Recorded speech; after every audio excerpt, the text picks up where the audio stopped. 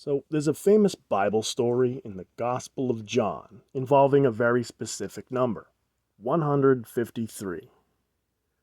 Christ, after the resurrection, went to his disciples to help them catch 153 fish. This story is often referred to as the miraculous catch. If we use an alphanumeric cipher of gematria known as English ordinal, where A equals 1, B equals 2, C equals 3, and so on, that phrase or title, the miraculous catch, equals 200. 200 is the 153rd composite number. So look at this numbers chart. It's color-coded. All the numbers, with the exception of 1, I have all the numbers up through 200. And I left that 1 because 1 is not a prime number and 1 is not a composite number. Every number, with the exception of 1, is either a prime or a composite. That is important to remember. So, we want to see where 200 falls on the chart. The prime numbers are, this is a color-coded chart, the prime numbers are surrounded in purple and the composite numbers are surrounded in white. If we count the white boxes all the way to the bottom there, the 200, hopefully you've counted 153 boxes. There are other ways. Not everybody wants to count a bunch of boxes to prove their point. I get it.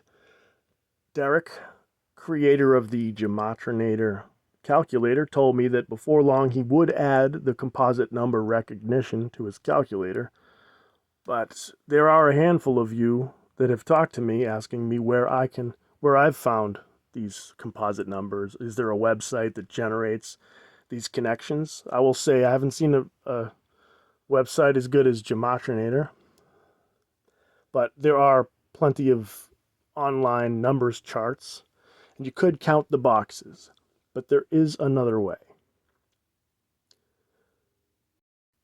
200 is an easy example to prove this. It's directly before 200 is 199, and that, you see, it's in purple. It is a prime number. If you know your prime number relationships, we're good to go here. So as said, 200 is the 153rd composite number. And directly before 200 is 199, which is a prime number. 199 is the 46th prime number, so if we take 199 and subtract 46, we get 153. So directly after that 199, the number directly after that is the 153rd composite number. I'm going to keep this video simple, but there's a lot more I could say. We could talk about the Finding Cοmpοsιτεs in relation to the Jesus fish and so much more, but I just wanted to show you this formula. So let's say you want to, this one's a tiny bit more difficult, not really that much, but let's say you want to locate the number 153 on the chart. Not the 153rd, we already did that, but the actual number 153. So, it's surrounded in white, so it is a composite number, according to this chart here. And the number directly before is not a prime number, so we have to jump over one more. So we see 151, that's the previous prime number. It's surrounded in purple, it is a prime.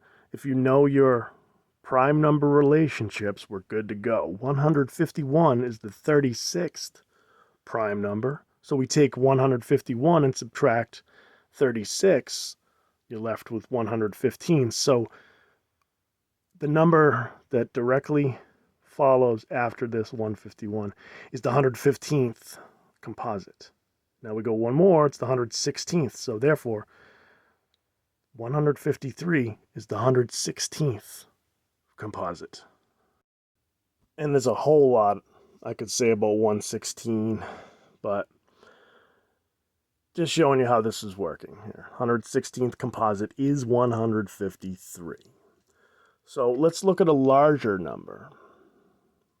on the clock, right? How many minutes there are in a day is 1440. That's a special number to plenty of people.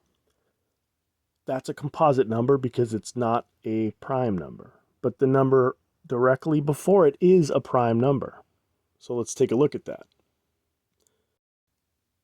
The number directly before 1440 is 1439, obviously, and that is a prime number. And you could find out this information on gematrinator.com as well as other websites.